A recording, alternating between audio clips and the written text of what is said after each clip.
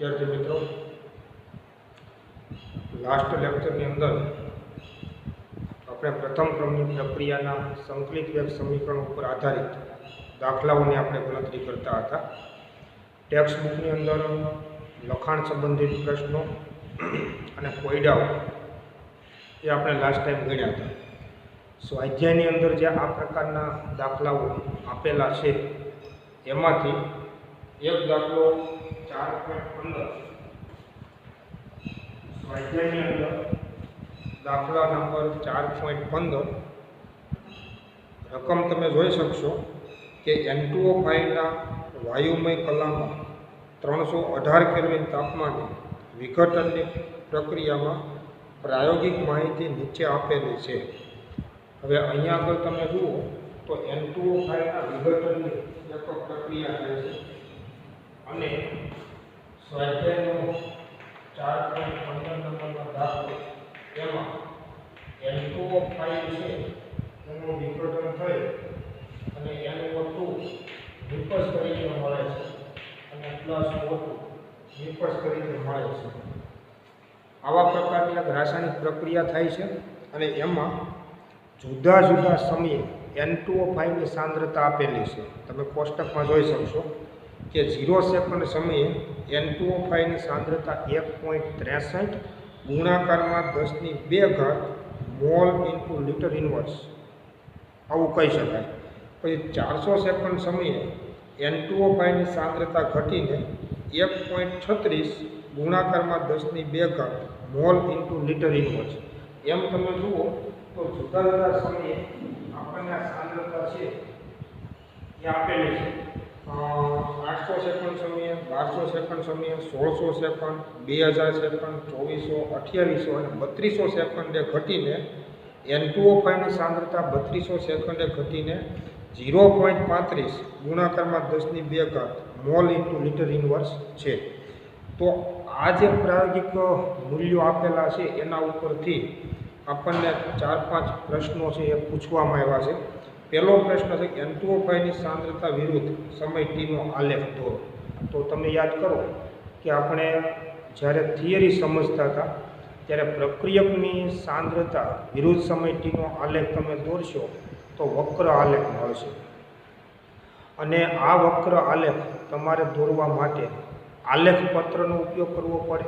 એમાં સ્કેલ માપ લઈ x અક્ષ ઉપર સમય ટી લેવાનો અને y અક્ષ ઉપર તમે N2O5 ની સાંદ્રતા તમે લ્યો અને સ્કેલ માપ લઈ અને આપેલા મૂલ્યને ધ્યાનમાં રાખી બિંદુઓ નોંધી અને તમે જો એ બધા જ બિંદુઓને તમે જોડશો તો એનો આલેખ આપણને વક્ર આલેખ છે એ મળશે। હવે N2O5 ની સાંદ્રતા વિરુદ્ધ સમય t નો જો તમે આલેખ દોરો તો આ આલેખ આપણને વક્ર આલેખ મળશે। માની લો કે હું અહીંયા આગળ દર્શાવું તો આ 0 સમય છે। સમય તમે જુઓ તો આપણને 0 સેકન્ડ, 400 સેકન્ડ, 800, 1200, 1600 એટલે કે 400 સેકન્ડનો ગાળામાં સમય આપણને આપેલો છે। એટલે અહીંયા આગળ તમે માનો કે 400 સેકન્ડ સમય તમે લો, પછી તમે 800 સેકન્ડ સમય લો, પછી તમે 1200 સેકન્ડ લો, 1600 સેકન્ડ લો, પછી તમે 2000 સેકન્ડ લો, 2400 સેકન્ડ લો, ત્યાર પછી 2800 સેકન્ડ તમે લો અને છેલ્લે 3200 સેકન્ડ સમય તમે લો। સમય t સેકન્ડમાં છે અને y અક્ષ ઉપર N2O5 ની સાંદ્રતા છે એ આપણે લેવાની છે। હવે એમાં તમે જુઓ 1.63, 1.36, 1.14, 0.93 આવી રીતે આમ એની સાંદ્રતા ઘટતી જાય છે। તો માની લો કે તમે y અક્ષ ઉપર સાંદ્રતા તમે માની લો કે આપણે આવો સ્કેલમાં લઈએ કે 0.2, 0.4, 0.6, 0.8, 0.10, 0.12 આવા સ્કેલમાં તમે જો સાંદ્રતા લ્યો તો 1.10 પછી 1.2 લઈએ આપણે 0.8 પછી 1.0 અને અને પછી 1.2, પછી 1.4, 1.6, 1.8 આવા સ્કેલમાપની અંદર જો તમે N2O5 ની સાંદ્રતા તમે લો, N2O5 ની સાંદ્રતા, હવે આ સાંદ્રતા જે N2O5 ની છે તે વિરુદ્ધ સમયનો આલેખ છે એ આપણે દોરવાનો છે. તો N2O5 ની સાંદ્રતા જે આપેલી છે આને ગુણાકારમાં 10 ની 2 ઘાત સમજવું. આ દરેક મૂલ્ય છે એના ગુણાકારમાં 10 ની 2 ઘાત કેમ કે આપણને રકમમાં આપેલું છે. અને આ સાંદ્રતા વિરુદ્ધ સમયનો તમે જો આલેખ દોરશો તો આ આલેખ આપણને વક્ર આલેખ મળશે. જેમ કે 0 સેકન્ડ સમયે N2O5 ની સાંદ્રતા 1.63 આપેલી છે, બરોબર.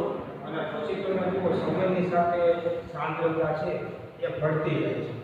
તો એક્ઝેક્ટ 0 સેકન્ડ 1.63 છે, પણ 400 સેકન્ડ તમે જુઓ તો સાંદ્રતા 1.36 આપેલી છે અને એ બિંદુ આપણને અહીંયા મળે છે, બરાબર. આવી રીતે 800 સેકન્ડ તમે જોશો તો 1.14 આપેલું છે અને 1.14 એટલે 1.4 અને 1.2 ની વચ્ચે આવશે, એટલે કે અહીંયા આગળ એનું મૂલ્ય આવશે. આમ તમે દરેક બિંદુઓ તમે નોંધશો તો આ બધા બિંદુઓને નોંધી અને જોડશો તો એનો આલેખ છે એ આપણને આ પ્રમાણે વક્ર આલેખ છે એ વક્ર આલેખ મળશે, બરાબર. તો પ્રક્રિયકની સાંદ્રતા વિરુદ્ધ સમયનો આલેખ તમે આલેખ પત્ર ઉપર તમે દોરો અને એને કીધું છે તે પ્રમાણે તમે બિંદુઓ નોંધો.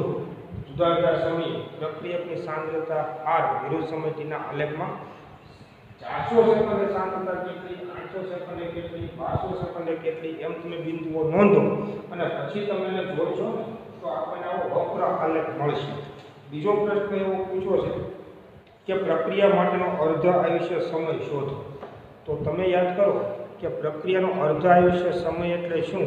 તો પ્રક્રિયકની મૂળ સાંદ્રતા ઘટીને અડધી થવા માટે લાગતા જરૂરી સમયને આપણે અર્ધ આયુષ્ય સમય તરીકે ઓળખીએ છીએ. તો અહીંયા તમે જુઓ કે પ્રક્રિયકની મૂળ સાંદ્રતા T બરાબર 0 સમય તો 1.63 ગુણાકારમાં 10 ની 2 ઘાત મોલ ઇન્ટુ લિટર ઇન્વર્સ છે. તો એની અડધી થવા માટે જે સમય લાગશે ને એને આપણે એનો અર્ધ આયુષ્ય સમય તરીકે ઓળખીશું. તો આની તમે થોડીક ગણતરી કરો તો માની લો કે તમે T1 ના જો આલેખ પરથી આપણે મેળવો કે આલેખ પરથી T1 બરાબર શું થાય તો કે R0/2. હવે R0 નું મૂલ્ય 1.63 ગુણાકારમાં 10 ની 2 ઘાત. તમે જુઓ કે T બરાબર 0 સમય આપણને એનું મૂલ્ય આપેલું છે. તો અહીંયા ખરેખર આ લેવું છે કે R બરાબર R0/2 કે ભાગ્યા 2. હવે આ મૂલ્ય તમે નોંધો તો R કેટલું મળશે તો 1.63 ભાગ્યા તમે 2 કરશો એટલે આનો જવાબ આપણને મળશે 1.63 ભાગ્યા 2 કરશો તો 0.815 ગુણાકારમાં 10 ની 2 ઘાત મોલ પ્રતિ લિટર. તો એ વિચારવાનું કે કયા સમયે સાંદ્રતા આટલી થાય છે.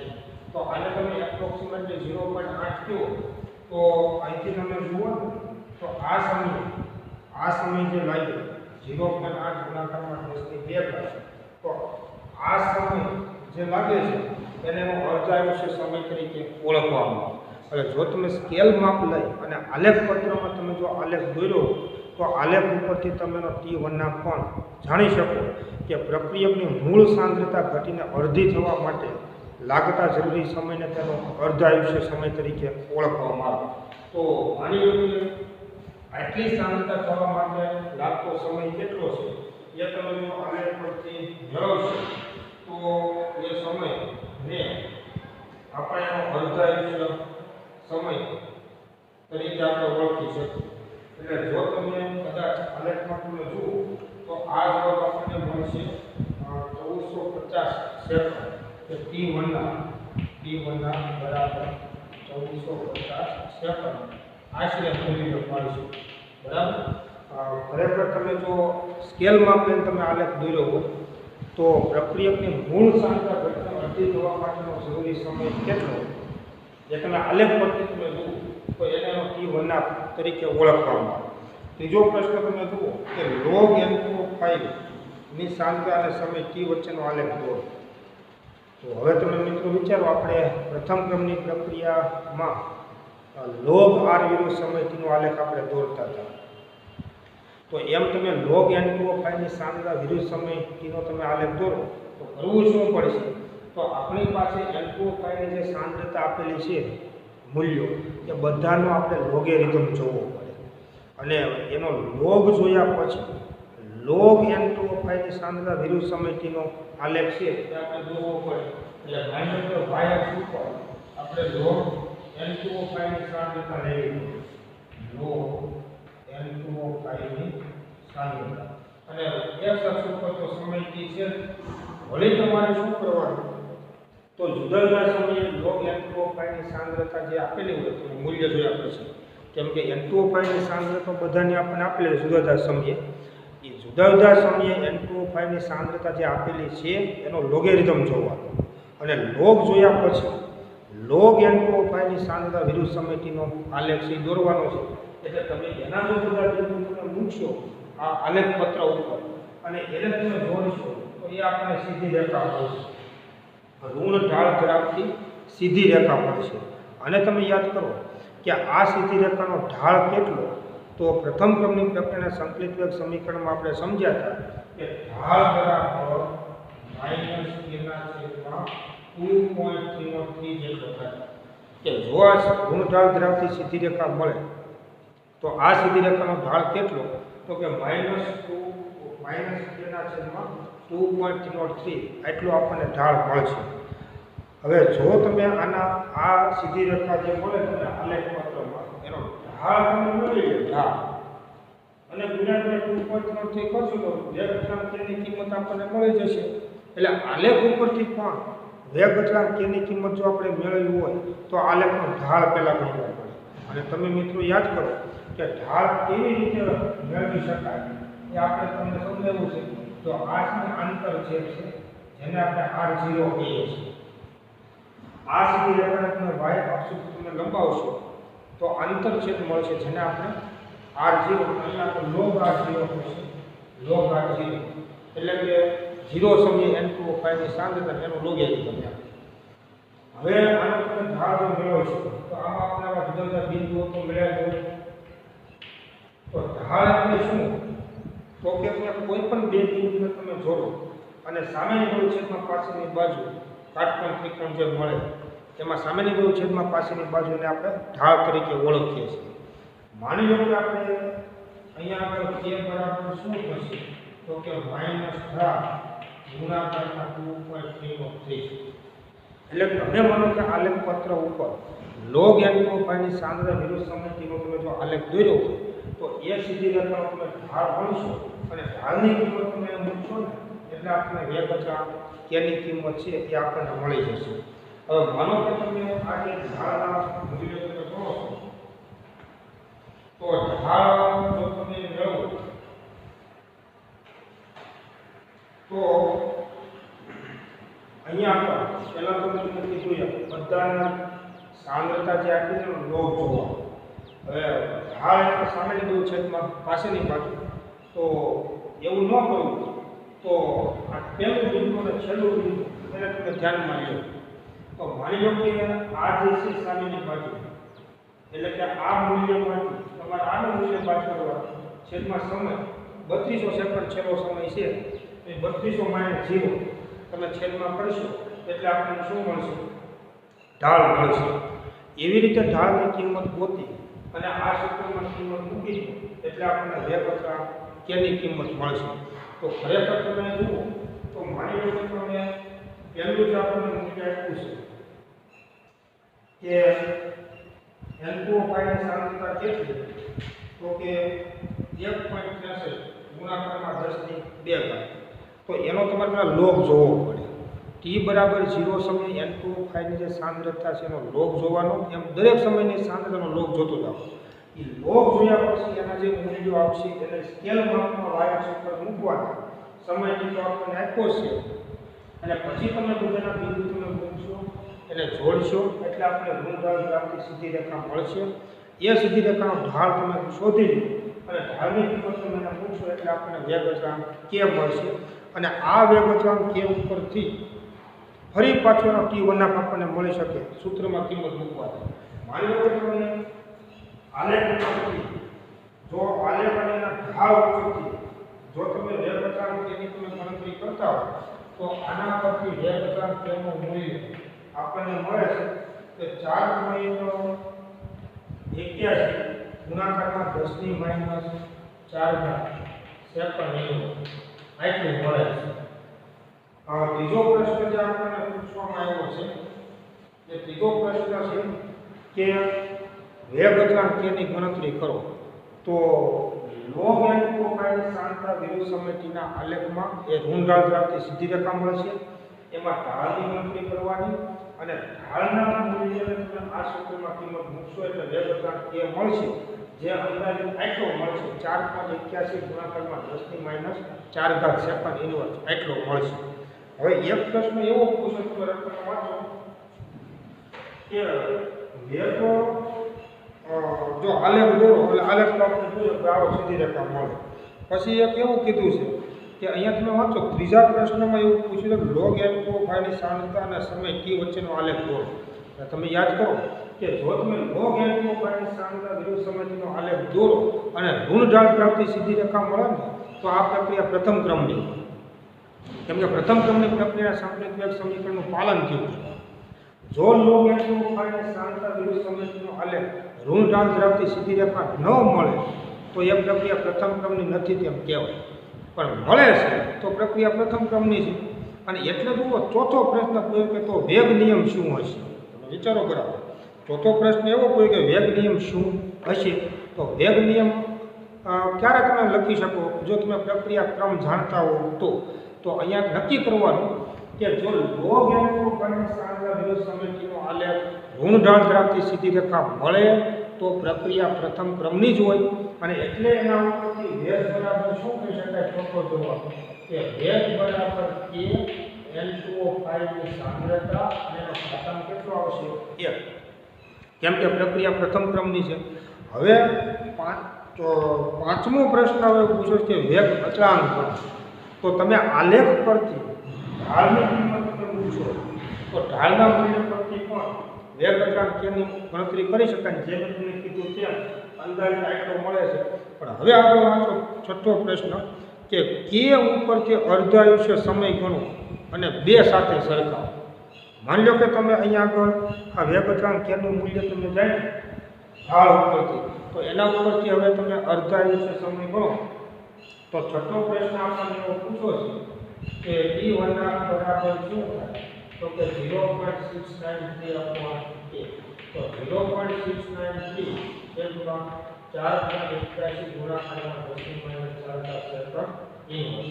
તો આનો તમે જો સાદું રૂપ આપશો તો આ જવાબ આપણને મળશે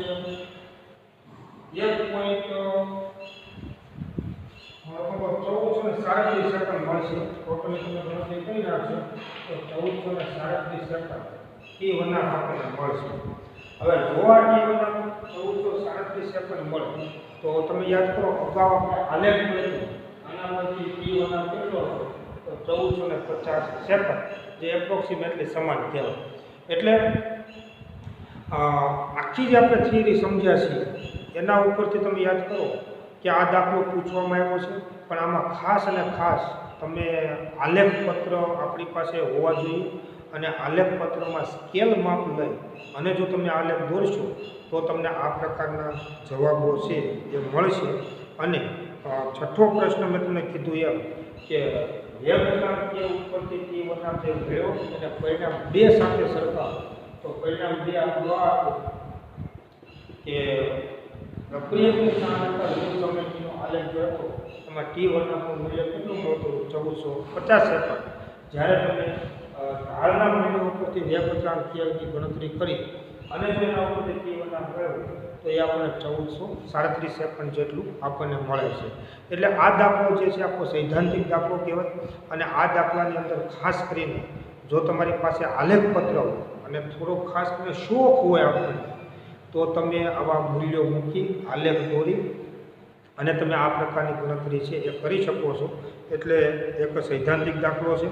ત્યાર પછી સ્વાધ્યાયનો 4.16 નંબરનો દાખલો જુઓ કે પ્રથમ ક્રમની પ્રક્રિયા માટે વેગ અચળાંક 60 સેકન્ડ ઇન્વર્સ છે. પ્રક્રિયકની પ્રારંભિક સાંદ્રતાથી તેના 1/6 ભાગના મૂલ્ય જેટલી સાંદ્રતા ઘટીને થવા માટે તે કેટલો સમય લેશે? તો ખૂબ અગત્યનો દાખલો છે.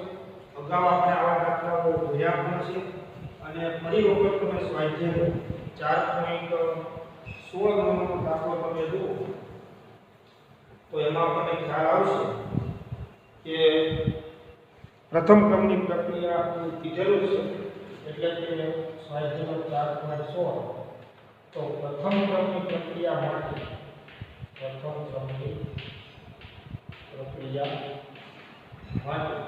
વેગ અચળાંક k બરાબર શું થાય? તો 2.03 log r0 ના છેદમાં r. આ આપણે જાણીએ છીએ. હવે તમે રકમમાં વાંચો કે સમય t વેગ અચળાંક k આપણને આપેલો છે 60 સેકન્ડ ઇન્વર્સ. એટલે કે અહીં વેગ અચળાંક k બરાબર 60 સેકન્ડ ઇન્વર્સ. જો r0 એટલે પ્રારંભિક સાંદ્રતા થઈ, t બરાબર 0 સમયની સાંદ્રતા થઈ.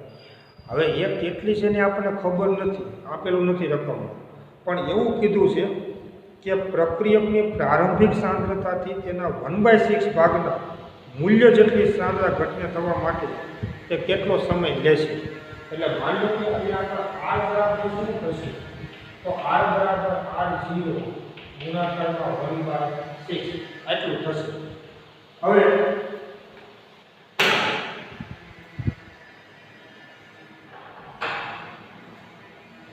છઠ્ઠા ભાગનું મૂલ્ય થવા માટે કેટલો સમય લાગશે એવો આપણને પ્રશ્ન પૂછો છે. તો k બરાબર 2.03 ભાગ્યા સમય t, તમે તેના સાથે 60 સેકન્ડ લઈ લઈએ. 60 સેકન્ડ ઇન્વર્સ બરાબર 2.03 log r0 ના છેદમાં r0 ગુણાકારમાં 1/6.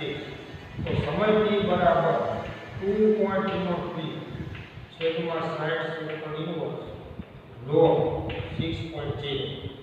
તો સમય t બરાબર 2.03 છેદમાં 60 સેકન્ડ ઇન્વર્સ 6.0 એટલે 60 નું 0 લોગેરિધમ તમે જુઓ. 60 નું 0 માં જો તમે લોગેરિધમ જોશો તો એક સૂત્રની અંદર પણ આપણને લોગેરિધમ તો આપેલું છે. 60 નું 0 માં તમે જો લોગેરિધમ જુઓ તો એનો જવાબ આપણને મળશે 7782. એટલે 0.7782 એટલું મૂલ્ય મળે છે. અને હવે તમે જો ગુણાકાર ભાગાકાર કરશો તો આ જવાબ આપણને મળશે 2.98 ગુણાકારમાં 10 - 2 સેકન્ડ. તો સ્વાધ્યાયનો જે 4.16 નંબરનો દાખલો છે એમાં તમે જુઓ સમય t બરાબર 2.98 ગુણાકારમાં 10 - 2 સેકન્ડ જેટલો સમય છે એ લાગશે.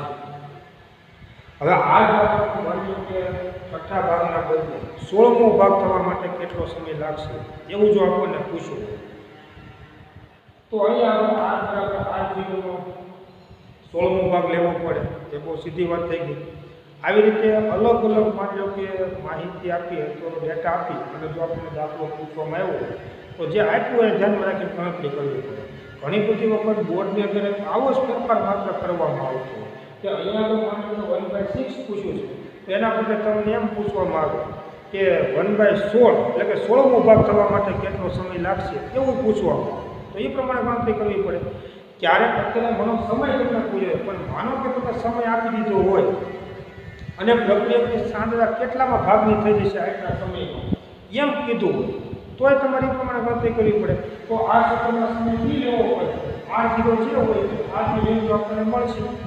તો આવી રીતે આપણને ખરેખર શું આપ્યું છે એના ઉપરથી શું પૂછ્યું છે એ પ્રમાણે દાખલાઓ છે ગણવામાં આવતા હોય છે.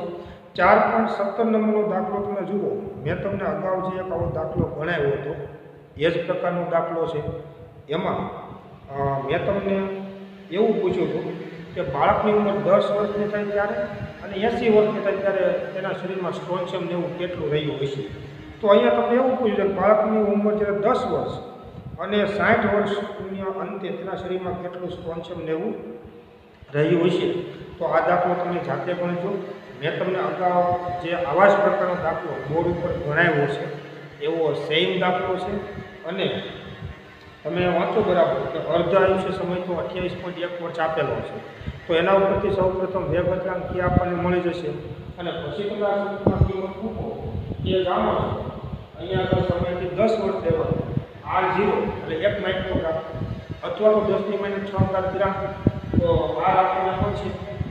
વળી પણ 60 વર્ષની ઉંમરે બાળકના શરીરમાં સ્ટ્રોન્શિયમ લેવું કેટલું છે જાણવું હોય તો વળી પણ એ સમય 60 વર્ષ લેવાનું એ તમે જાણો છો તો અચળ હોય. R0 તો 1 માઇક્રોગ્રામ એ અચળ છે અને તો આપણને 60 વર્ષના અંતે બાળકના શરીરમાં સ્ટ્રોન્શિયમ લેવું કેટલું હોય છે એ આપણે જાણી શકીએ. તો 4.17 નંબરનો દાખલો તમે હોમવર્કમાં ગણજો. સ્વાધ્યાયમાં એની પાછળ છેલ્લે બુકમાં એનો જવાબ આપેલો છે તો એ જવાબ સાથે તમે સરખાવી શકશો. બરાબર. ત્યારબાદ 4.18 નંબરનો દાખલો તમે જુઓ. 4.18 બહુ અગત્યનો દાખલો છે. 4.18 હવે જુઓ 4.18 નંબરનો જે દાખલો છે એની ખાસ તમે રકમ વાંચો. શું કીધું છે? પ્રથમ ક્રમની પ્રક્રિયા માટે દર્શાવો કે 99% પ્રક્રિયા પૂર્ણ થવા માટે જરૂરી સમય પ્રક્રિયા 90% પૂરી થવા માટે જરૂરી સમય કરતાં બમણો છે. એટલે તમારે અહીંયા બે સમય જાણવાના છે. 99% પ્રક્રિયા પૂર્ણ થવા માટે કેટલો સમય લાગશે એ જાણવાનું છે અને 90% પ્રક્રિયા પૂર્ણ થવા માટે કેટલો સમય લાગશે એ જાણવાનું છે.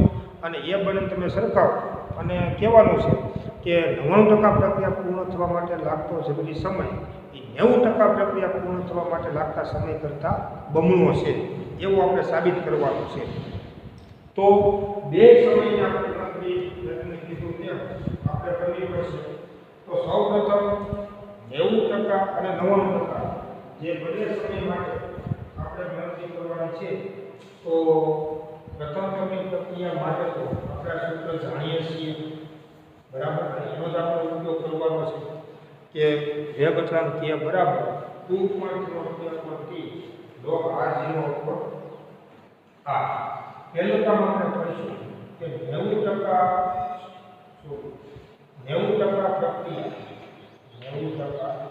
પ્રક્રિયા પૂર્ણ થવા માટેનો સમય 90% પ્રક્રિયા પૂર્ણ થવા માટેનો સમય આ આપણે કરીશું. અને તમે યાદ કરો મિત્રો કે હું તમને વારંવાર કહું છું કે પ્રક્રિયા કેટલા ટકા પૂર્ણ થઈ છે એમાં આપણને રસ નથી. પ્રક્રિયા કેટલા ટકા બાકી છે ને એ આપણા માટે મહત્વનું છે. કારણ કે સૂત્રોમાં R0 અને R સંબંધ છે. પ્રક્રિયકની સાંદ્રતાની આપણે જરૂર છે. તો ખરેખર પ્રક્રિયા કેટલા ટકા બાકી છે એ તમે જાણશો તો એના ઉપરથી જ તમને પ્રક્રિયકની સાંદ્રતા છે એ આપણને મળશે. એટલે અહીંયા આપણે વિચારો કે જો 90% પ્રક્રિયા પૂર્ણ થતી 90% પ્રક્રિયા પૂર્ણ થાય તો 10% પ્રક્રિયા બાકી રહે. તો 10% પ્રક્રિયા બાકી રહે અને તેથી શું થાય કે તેથી R બરાબર R0 ના 10% કે પ્રક્રિયકની સાંદ્રતા R કેટલા R0 ના 10%. તો R બરાબર R0 ગુણાકારમાં 10 ભાગ્યા 100. આ કિંમતને આમાં મૂકી દો તો k બરાબર 2.03 છેદમાં સમય t કયો તો કે 90% પ્રક્રિયા પૂર્ણ થવા માટેનો સમય. તમારે t1 કેવું તો કહી શકાય અથવા આને 90% લખો તો log R0 ના છેદમાં R0 ગુણાકારમાં 10 અને છેદમાં લખશો છે અંશમાં આવશે એટલે k બરાબર 2.313 upon t 90% log 10 વિચારો કે અહીંયા આપણે R0 નીકળે છે, 0 0 નીકળે છે log 10 માટે. અને યાદ કરો મિત્રો કે log 10 ની કિંમત 1 થાય. અહીંયા ક્યારેય પણ લોકોનું log 10 ની કિંમત 0 એ મને તમને સમજાવ્યું છે કે log 1 ની જ કિંમત 0 થાય, બાકી કોઈનું લોગેરિધમનું મૂલ્ય 0 ન થાય. એટલે log 10 ની કિંમત 1 થાય તો અહીંયા 1 થઈ ગયું. તો શું મળ્યું આપણને? તો એ 90%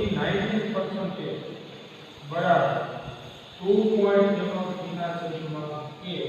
કારણ કે log 10 બરાબર 1.8.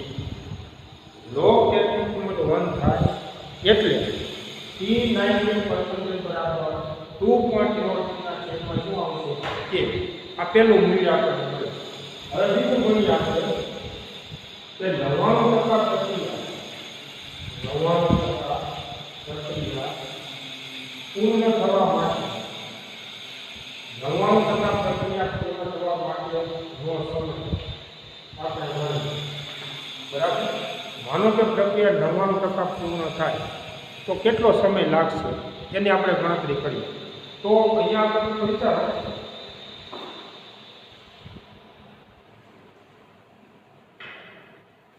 જો પ્રક્રિયા 99% પૂર્ણ થતી હોય, જો પ્રક્રિયા 99% પૂર્ણ થતી હોય તો યાદ કરો 1% પ્રક્રિયા બાકી રહેશે.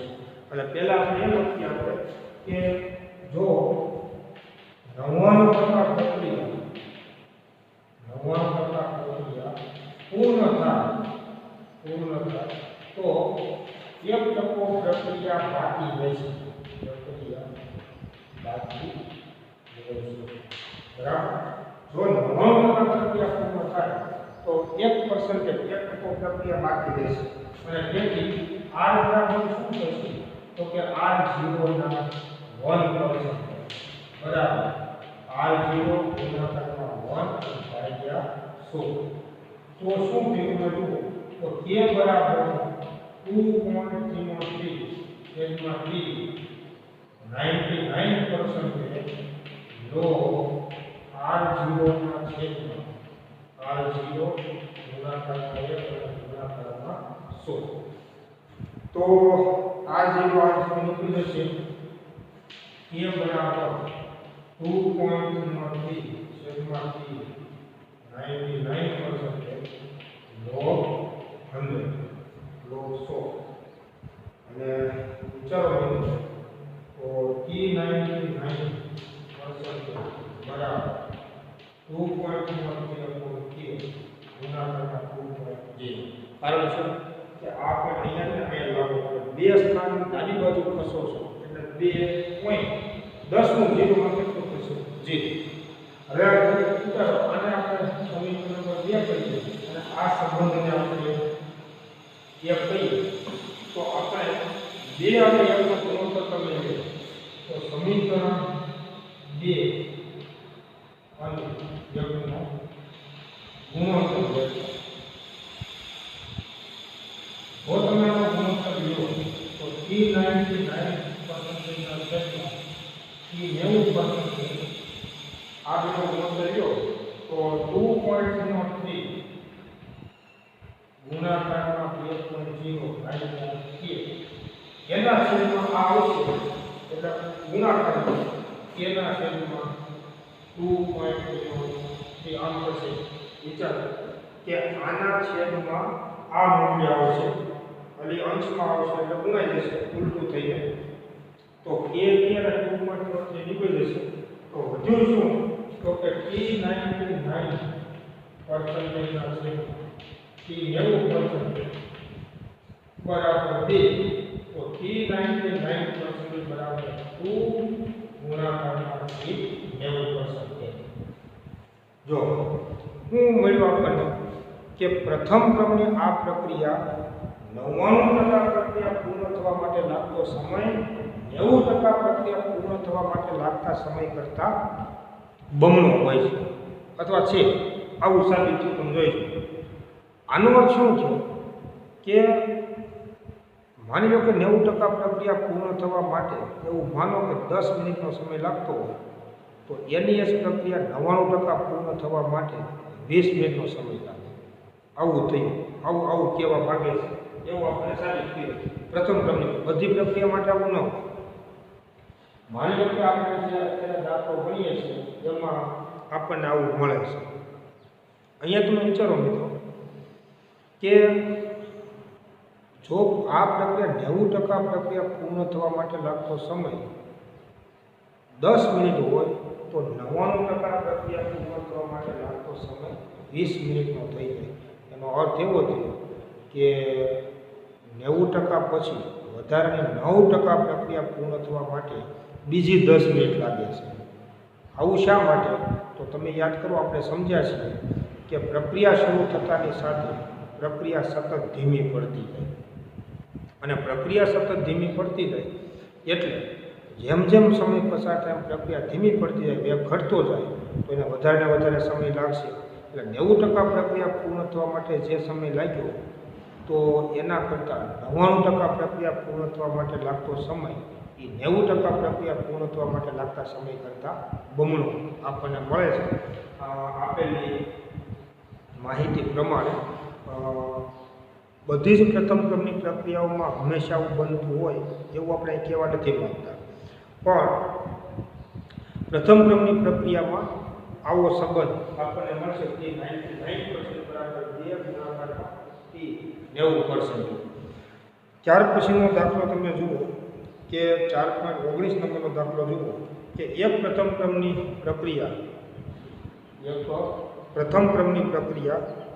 30% વિઘટન માટે 40 મિનિટનો સમય લેશે તો T1 આપવાનો. તો 4.19 નંબરનો દાખલો તમે જોઈ શકશો, બરાબર. 30% વિઘટન થવા માટે 40 મિનિટનો સમય લેશે એવું આપણને કીધું છે. તો ફરી વખત તમે રકમ જુઓ, સ્વાધ્યાયનો 4.19 નંબરનો દાખલો કે એક પ્રથમ ક્રમની પ્રક્રિયા 30% વિઘટન માટે 40 મિનિટનો સમય લેશે તો T1 આપવાનો. હવે વિઘટન થવું એટલે નિપજમાં રૂપાંતર થવું. આનો મતલબ એવો છે કે 30% પ્રક્રિયા પૂર્ણ થવા માટે 40 મિનિટનો સમય લાગે છે. આનો અર્થ એવો થયો. તો તમારે T1 જો ગણવું હોય તો તમારે પહેલાં વેગ અચળાંક K ગણવો પડશે.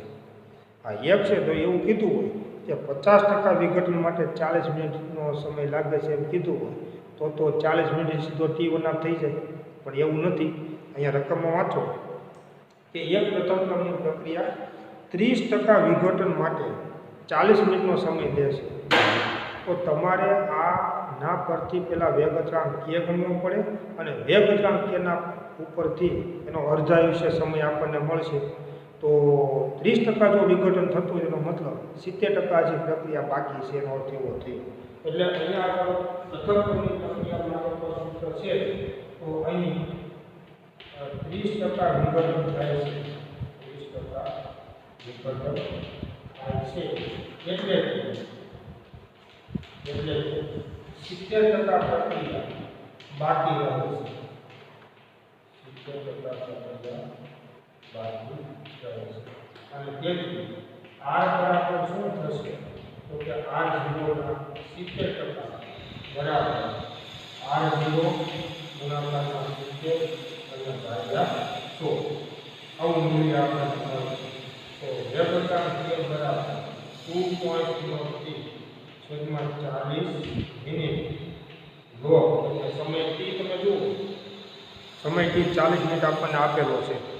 તો 40 મિનિટ લોગ R0 ના છેદમાં R0 ગુણાકારના 70 અને 100 થી અંશમાં આવશે તો ઇઝ ઇક્વલ ટુ 2.03 છેદમાં 40 મિનિટ લોગ 100 ભાગ્યા 70. તો ઇઝ ઇક્વલ ટુ 2.03 છેદમાં 40 મિનિટ લોગ. હવે 100 ભાગ્યા 70 છે તો તમે આનું તમે 7 રૂપ આવશે તો 100 ભાગ્યા 70 તમે કરશો અને પછી તમે એનો લોગેરિધમ જોશો 100/70 કરશો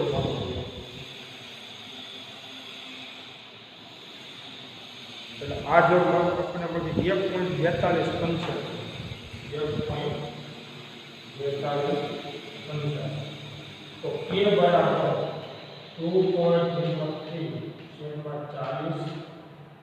મિનિટ.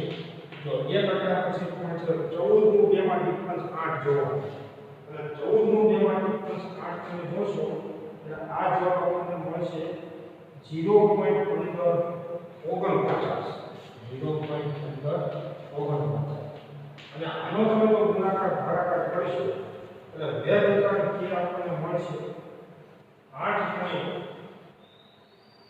બે ગુણાકાર કે નું મૂલ્ય આપણને મળશે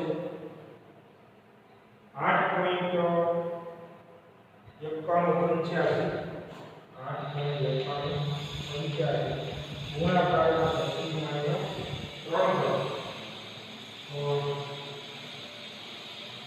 મિનિટ.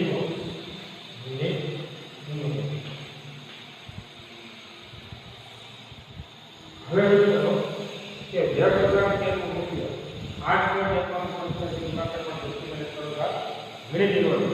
તો હવે આપણને t1 આપવાનું કે t1 બરાબર 0.693 આપણો છે. તો 0.693 વ્યક્તિગત કેની કિંમત 8.9185 ગુણાકારમાં 10 મિનિટ. અને આનો જો ભાગાકાર કરશો એટલે આ જવાબ તમને મળશે t1 ના ભાગાકાર કરશો તો 77.7 મિનિટ એટલો આપણને જવાબ મળશે. 77.7 મિનિટ. તો સ્વાધ્યાયનો 4.19 નંબરનો જે દાખલો છે મિત્રો એ તમે ધ્યાનથી જુઓ તો એનો જવાબ આપણને મળશે 77.7 મિનિટ એનો t1. તો મેં તમને અગાઉ કીધું હતું કે જો તમે t1 જાણતા હો તો એના ઉપરથી વેગ અચળાંક k મળે અને જો તમે વેગ અચળાંક k જાણતા હો તો એના ઉપરથી t1 મળે. અહીંયા આગળ t1 જ પૂછ્યું છે તો એના માટે તમારે પેલા વેગ અચળાંક નક્કી કરવો પડશે આપેલી માહિતી પરથી. આવા ઘણા બધા દાખલાઓ આપણને એમસીક્યુ સ્વરૂપે દાખલા સ્વરૂપે પૂછવામાં આવતું હોય છે અને એવા અનેક પ્રશ્નો કે દાખલાઓ જો તમે એક્યુરસી સાથે ગણો તો આપણને ખરેખર સાચા જવાબો છે એ મળતા હોય છે. અતિ એક મહત્વનો દાખલો 4.20 નંબરનો તમે જુઓ અને આ 4.20 નંબરનો જે દાખલો છે એમાં એઝો આઇસોપ્રોપેનનું હેક્ઝેન અને નાઇટ્રોજનમાં વિઘટન 543 કેલ્વિન તાપમાને કરવામાં આવે છે. માહિતી નીચે પ્રમાણે મળેલી છે. સમય t સેકન્ડમાં છે અને દબાણ p મિલીમીટરમાં આપેલું છે. 0 સેકન્ડે દબાણ છે 35 મિલીમીટર, 360 સેકન્ડે દબાણ 54 મિલીમીટર અને 720 સેકન્ડે દબાણ 63 મિલીમીટર છે. તો વેગ અચળાંક k ગણો. હવે આ જે દાખલો તમને અહીંયા પૂછવામાં આવ્યો છે એની રકમમાં જો તમે ખરેખર ખાસ સમજી શકતા હો તો આ દાખલાની અંદર એઝો આઇસોપ્રોપેનનું વિઘટન એવું આપણને કીધું છે.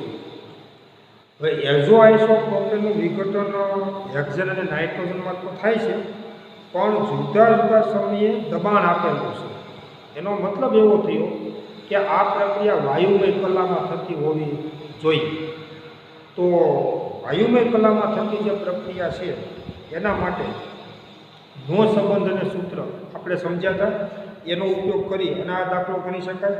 એવો જ દાખલો 4.21 નંબરનો છે. મતલબ આ બંને દાખલાઓ જે છે એ વાયુમય કલામાં થતી પ્રક્રિયા માટેના દાખલાઓ છે અને એના માટે જે આપણે સંબંધ કે સૂત્ર તારવ્યું હતું એના ઉપરથી આ બંને દાખલાઓ છે એ ગણી શકાય.